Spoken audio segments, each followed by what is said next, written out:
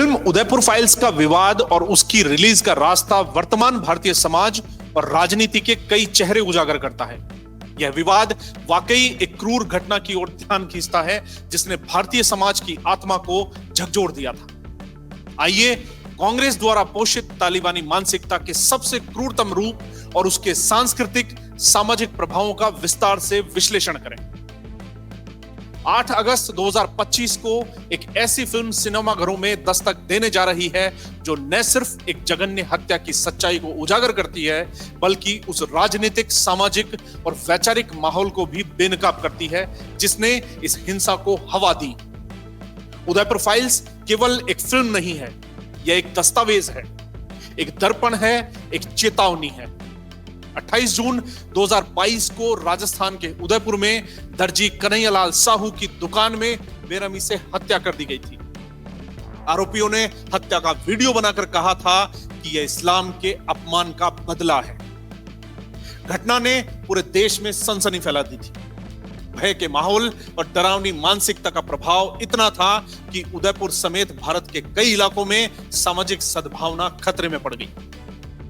दुख की बात यह है कि उस समय राजस्थान में सत्ता में बैठी कांग्रेस सरकार ने इस मानसिकता को न केवल नजरअंदाज किया बल्कि अपने वोट बैंक की राजनीति के चलते इसे परोक्ष रूप से संरक्षण भी दिया। राजस्थान की कांग्रेस सरकार विशेषकर अशोक गहलोत के नेतृत्व में हमेशा तथाकथित सेकुलरिज्म की आड़ में एक समुदाय विशेष को तुष्ट करने की राजनीति करती रही।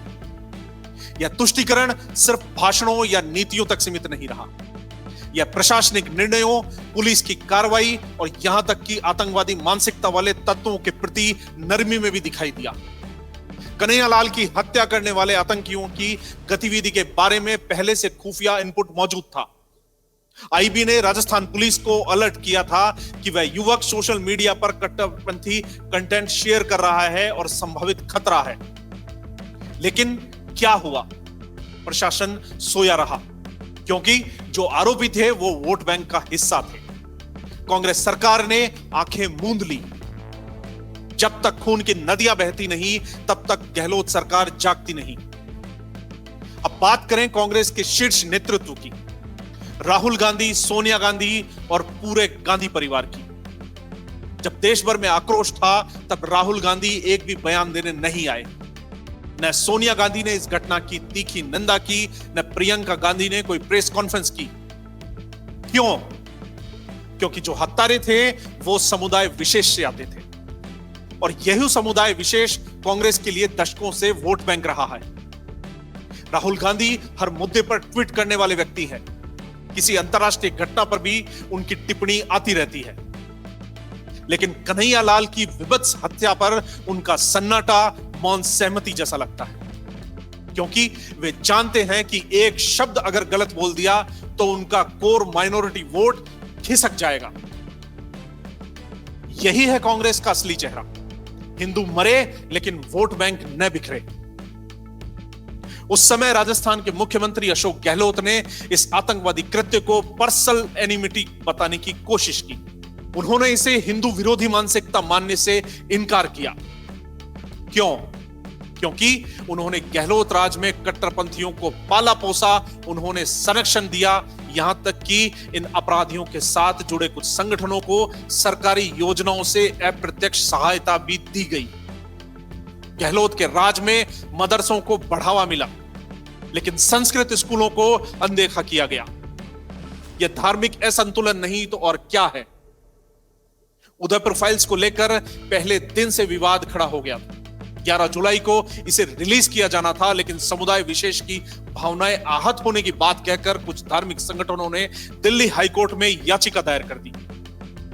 आरोप लगाया गया कि फिल्म धार्मिक भावनाओं को भड़काती है। जरा सोचिए, एक निर्दोष हिंदू की तालिबानी अंदाज में हत्या की गई और जब उस पर फिल्म बनती है तो भावनाएं आहत होती हैं। यह कौन सी तर्क शक्ति है? क्या मृतक कन्हैयालाल के परिवार की भावनाएं कोई मायने नहीं रखती थी? क्या हिंदू समाज की संवेदनाएं भावना नहीं कहलाती? दिल्ली हाईकोर्ट ने इस पर केंद्र को दोबारा समीक्षा का निर्देश दिया और सूचना एवं प्रसारण मंत्रालय ने कमेटी गठित की। 55 कट्स के साथ फिल्म को पास किया गया। निर्माता झुके, फिर भी विवाद खड़ा रहा। अंततः मंत्रालय ने स्पष्ट कहा कि फिल्म को नियमानुसार प्रमाणित किया गया है और प्रतिबंध की कोई वैध वजह नहीं है। अब फिल्म 8 अगस्त को रिलीज हो रही है, लेकिन यह किसी सामान्य फिल्म की तरह नहीं देखी जानी चाहिए। यह एक राष्ट्रीय चेतावनी है, एक ऐसी चेतावनी जो बताती है कि जब शासन कमजोर होता है तब राजनीति वोट बैंक पर टिक जाती है, तब समाज में कैसे जहर फैलता है। जब यह विभत्स घटना हुई, पूरा देश सन्न रह गया था। उदयपुर सड़कों पर था, सोशल मीडिया पर आक्रोश था, और उस समय अशोक गहलोत क्या कर रहे थे? वे धार्मिक सौहार्द बनाए रखने की अपील कर रहे थे, लेकिन हत्यारों की निंदा करने से बच रहे थे। पुलिस ने आरोपियों को पकड़ने में तत्परता तो दिखाई, लेकिन क्या पहले यह तत्परता नहीं दिखाई जा सकती थी?